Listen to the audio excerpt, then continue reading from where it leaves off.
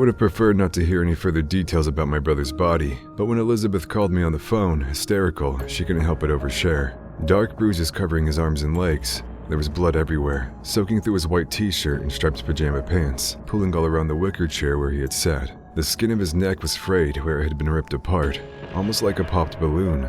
The muscle, too, was stretched and torn, and the vertebrae stuck from the top of his neck hole like a white sleeping worm. Though we hadn't spoke much in the last few years, I was the only family Maddie had left. I caught the next flight to Boston and met up with Elizabeth at her parents' house. She started screaming as soon as she saw me, or maybe she'd been screaming all day. Maybe I looked too much like my brother for her to handle. After a few hours, she calmed down enough to start saying a few words. I asked her if Maddie had been in any kind of trouble.